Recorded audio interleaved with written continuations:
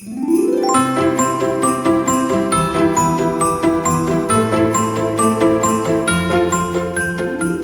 back to Stacy So and So and day 14 of Vlogmas. I'm so glad you decided to join me again today.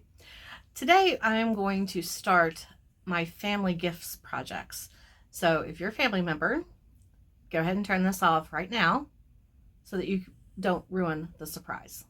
1, 2, 3. Okay. So every year I make like a family gift that I give to like my aunts and my cousins. And this year I'm going to be making, I got some baskets here, and I'm going to be making cookie hot cocoa baskets. And so I'll be filling them with homemade hot chocolate, which I will do in an episode later on. I have purchased pre-made bags of cookies so that it's one of those quick and easy things for when you want that bite of something sweet. Your kids want cookies and you don't feel like starting homemade. So they'll have cookies to make. I'm also going to include tea towels and probably a Christmas ornament. But today I thought we would start with the tea towels. And although I was going to use my embroidery machine, I realized that not everyone has an embroidery machine. So I was thinking, what other way could we do pretty tea towels as a craft if you don't want to go out and just buy, generic Christmas tea towels? So let me put these aside. A long time ago, a friend of mine bought me this book, and it's called The Vintage Tinted Linens and Quilts. And believe it, it's from 2002. I found the link to the company, and this book is still in print, so I will include it below in the description. So I thought what we would do first is do just a little flip through on this book, and that will kind of give you an idea of what we're going to be doing in today's craft. Okay, so again, this is called The Vintage Tinted Linens and Quilts. It is by Design Originals Can Do Crafts. Now, none of the images, as you see, they're not Christmas related, but we're going to use the technique of how they make these to do a Christmas project. So let's just take a little look at some of the things they have. This will kind of give you an idea of what we're going to be doing. The how-tos for tinting with crayons. Here we go. So all of these embroidery pieces that you see, the color and the background, they have done them with crayons.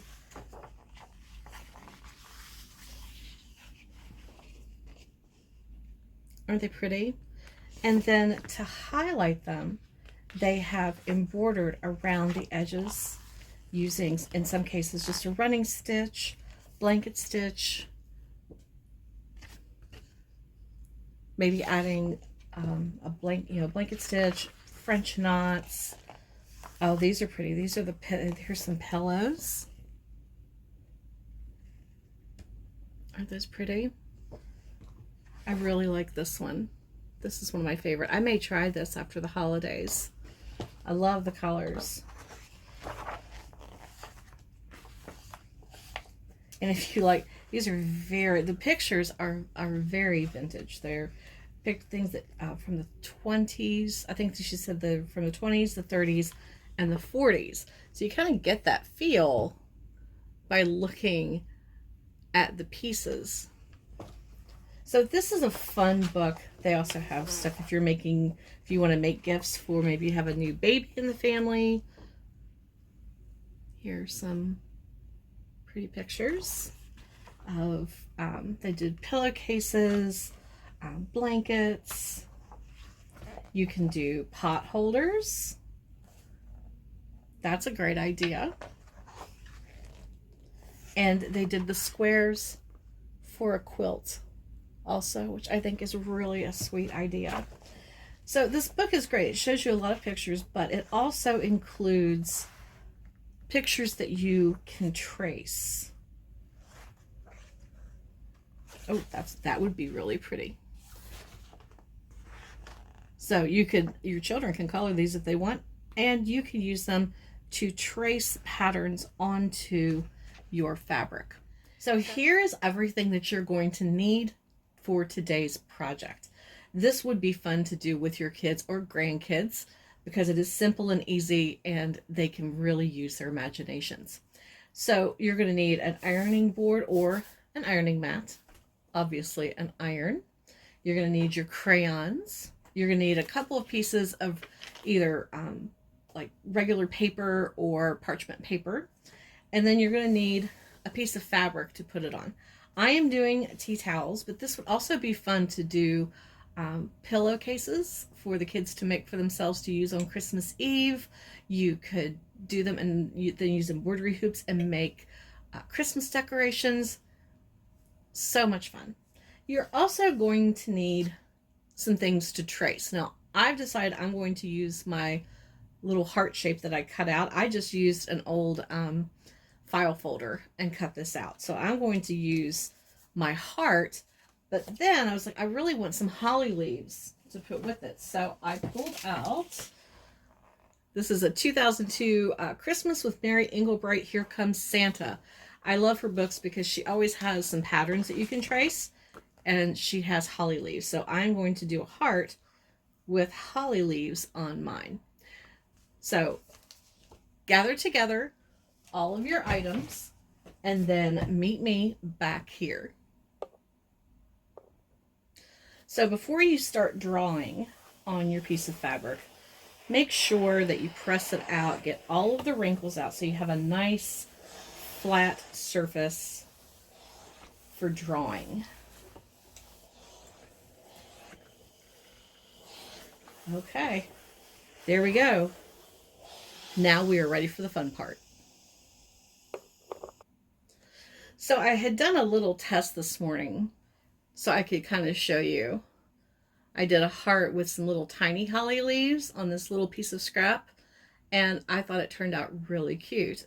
I love the fact that it just, you can tell that it's been colored with a crayon. It kind of gives it just, I think it's a sweet little touch. I love it.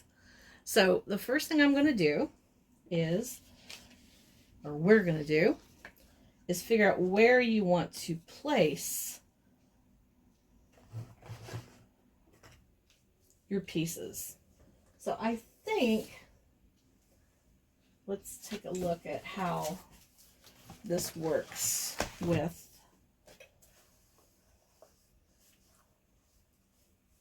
okay. Okay, so once you have an idea of where you're going to place your pieces, grab your crayons. I'm going to use, this is called, what is this called? This is Wild Strawberry. So I'm going to pull it up here a little bit because I think I'm going to add decorative stitching or trim around mine. So just make sure you're going to have to hold this down very tightly and just trace around your pattern piece. Now you can make these as detailed as you want. I'm just using a very simple design today, but you can get as intricate as you want with them. So once, let me fill in my line a little bit better. There we go. So now you're going to fill in your heart. Now try to get it on as thick as you can and just fill in your shape.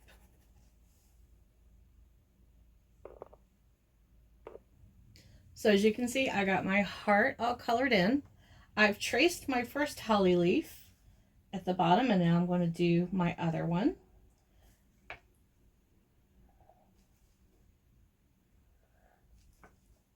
It's very easy to do as long as you're on a hard surface.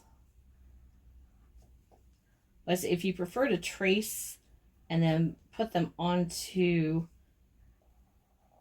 a piece of cardboard like I did the heart, you could also do that. Now I'm going to fill this in with a line down the center because you should still be able to see it even when I color it in. There we go. All right, so now I am ready to fill in my holly. And here's where I am so far. I decided to go with a little bit lighter color on the inside of my holly leaves. The outside is standard green crayon, and the inside was called Granny Smith Apple. I didn't realize that Crayola had gotten so creative with their names. So now I think my little holly leaves need some berries. So I'm actually going to use just basic carnation pink so that it kind of stands out a little from my heart. So draw one here. I'm just going to fill in the circle, because afterwards, where I am going to do some embroidery stitching on here, we'll do that together. I will probably accent these with French knots. Okay. He's a little wonky. I'm going to go around him again. There we go. There we go. So now my Christmas heart and holly leaves have berries to go along with it. So continue making your design and filling it in. And when you're done, meet me back here and we will move on to the next step. Okay, so once you are done coloring in all of your shapes and your design, we're going to set it with an iron. So be sure to put a piece of paper, whether it's just copy paper or parchment paper, underneath, and then another piece on top. So now you're going to take your iron, set on the hottest setting that you can, and you're going to press it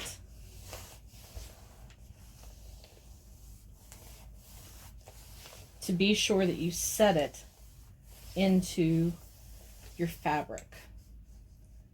So it's a good idea to just kind of hold it in place. Be careful not to singe your paper. Don't want any fires. I do have a little bit of steam in this, and I think that's okay.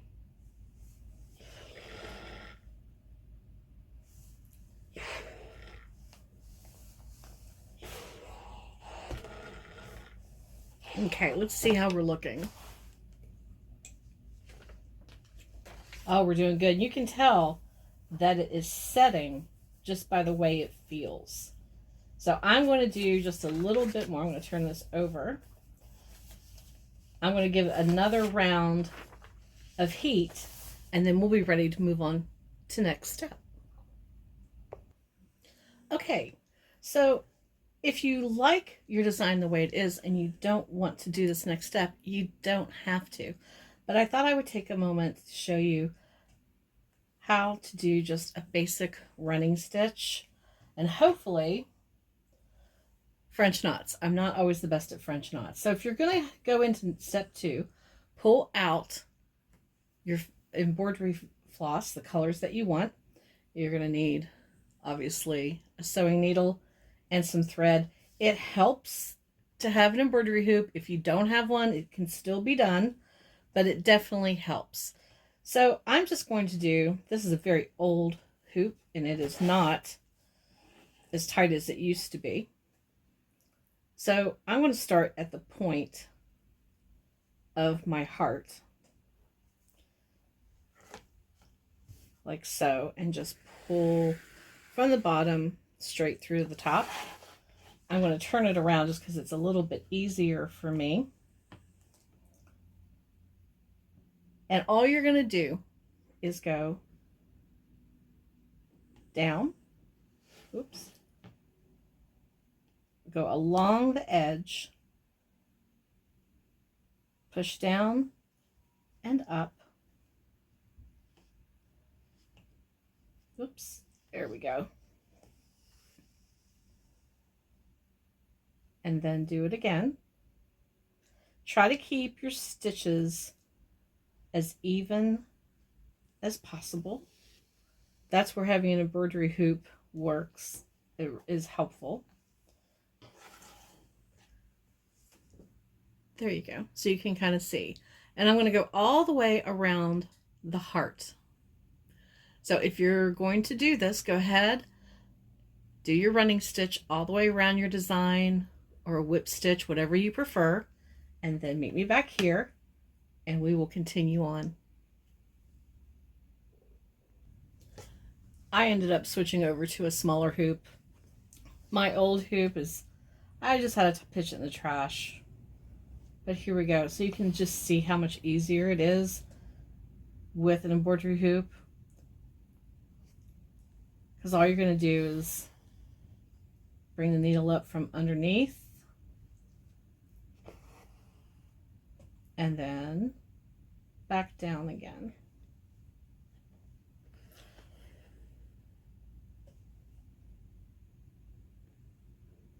I actually find this very relaxing. Now the other thing that you can do is, the way I was doing it earlier, is press down, and as long as your embroidery hoop isn't too tight, you can go down and then immediately just pull it straight through the top again, like so. Just decide whichever method works best for you. And I am finished with my Christmas heart. There we go. I opted not to do the French knots on the little berries. I tried one, actually I put like 2 in, but it didn't look quite right. So I decided to just do the running stitch around those 2.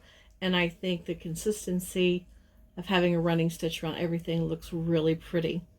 So now what you can do, again, if you like this just as it is, you're done. But I'm thinking that I want to add some more embellishment to it. And you could do something like, if you want to add some rickrack across the bottom, that would be really pretty. But I got a new sewing machine recently. I had to because my other one died. And it has all kinds of little decorative stitches. And it just so happens it has a tiny little heart stitch. So I think I'm going to do heart stitches across the bottom on both sides. So let me go do that, and then I'll come back and we'll finish up. And I am done. Sadly, my little stitch that I was putting across the bottom with the hearts, it did not turn out so well. So I opted to pull out my red rickrack, which I think looks really pretty, and it's really charming with the hand stitching that's around it. So I hope you enjoyed today's little craft project. And I was thinking while I was doing my hand stitching, it gives me plenty of time to think. In addition to doing tea towels, you could, like I said earlier, you could do pillowcases. But if your kids want to do Christmas shirts, now it would probably be too difficult to do on like a stretchy t-shirt material like this, but it would work on a sweatshirt. So you could actually do little Christmas sweatshirts like this as well. Now, if you don't want to do the embroidery part, the other thing I was thinking while I was hand stitching was, what are some other alternatives? You could use fabric markers to make it look like little stitches going around the outside, or alternatively, you could also use fabric paint. Whatever suits you best, whatever you're comfortable with, will certainly work. So thank you for joining me again today. I will see you again tomorrow, and happy sewing.